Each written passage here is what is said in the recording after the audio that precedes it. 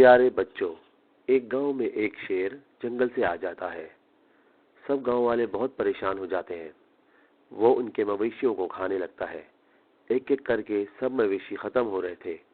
پھر گاؤں والے سب ایک جگہ جمع ہو کر اس کو مارنے کا ایک پلان بناتے ہیں۔ پھر وہ ایک لکڑی کا پنجرا تیار کرتے ہیں۔ پھر اس میں کچھ بکریاں چھوڑ دیتے ہیں۔ ایک طرف سے دروازہ کھلا چھوڑ دیتے ہیں۔ دروازے کے اوپر ایک جال رکھا ہوتا ہے کہ جیسے ہی شیر اندر آ جائے تو جال گر جائے اور شیر اسی وقت اندر بند ہو جائے۔ وہ انتظار کرتے ہیں۔ رات کو شیر جیسے ہی پنجرے کے اندر بکریوں کو کھانے آتا ہے تو اسی وقت جال گر جاتا ہے اور اندر ہی بند ہو جاتا ہے۔ بکریوں کے شور سے سارے گاؤں والے اٹھ جاتے ہیں اور شیر کو پکڑ لیتے ہیں۔ پھر شیر کو پکڑ کر جنگل لے جا رہے ہوتے ہیں تو شیر ان سے کہتا ہے کہ اگر تم مجھے چھوڑ دو گے تو میں جنگل میں چھپے خزانے کے بارے میں بتاؤں گا۔ تم لوگ سارے امیر ہو جاؤ گے اور تمہارا گاؤں ہمیشہ کے لیے خوشحال ہو جائے گا، پر اس کے بدلے تم لوگوں کو مجھے اپنے سارے مویشی دینے ہوں گے۔ شیر کی بات سن کر سارے گاؤں والے حیران ہو جاتے ہیں۔ پھر وہ سب مشورہ کرنے لگتے ہیں اور سارے گاؤں والے خزانہ حاصل کرنے کے لیے تیار ہو جاتے ہیں۔ صرف ایک آدمی جس کا نام عادل ہوتا ہے وہ تیار نہیں ہوتا۔ وہ کہتا ہے کہ تم لوگ اس کی باتوں میں نہ آؤ، یہ سب تم لوگوں کو بیوقوف بنا رہا ہے۔ لیکن گاؤں والے لالچ میں آ کر اس کی بات نہیں مانتے اور شیر کی بات ماننے کے لیے تیار ہو جاتے ہیں۔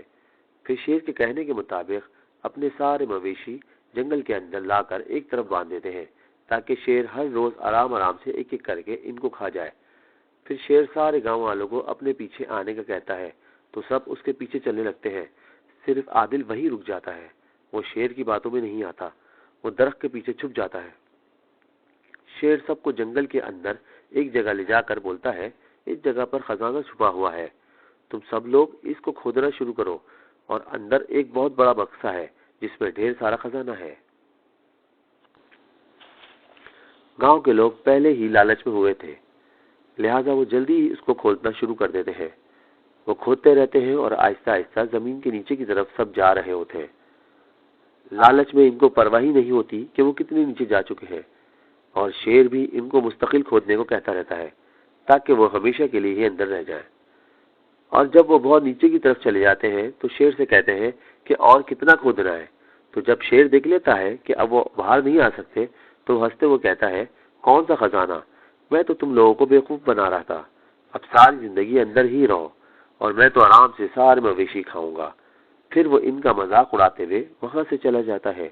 اب گاؤں والوں کو سب سمجھ میں آ جاتا ہے، سب رونے لگتے ہیں اور پچھتانے لگتے ہیں۔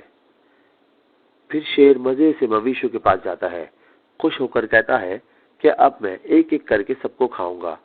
پھر درخت کے پیچھے کھڑا عادل اپنی کڑک، یہ تمہاری بھول ہے، تم مجھ سے بچ کے نہیں جا سکتے۔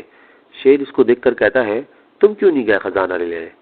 وہ کہتا ہے، مجھے پتا تھا تم جھوٹ بول رہے ہو، میں لالچی نہیں ہوں، سارے گاؤں والے لالچ میں تمہارے پیچھے چلے تھے۔ پھر وہ ایک چاقو نکال کے شیر کی گردن پر رکھتا ہے تو کہتا ہے، کہاں لے کر گئے ہو گاؤں والوں کو؟ مجھے بھی وہاں لے چلو۔ شیر کہتا ہے، آج تم نے انہیں بچا لیا، ورنہ وہ وہیں مر جاتے۔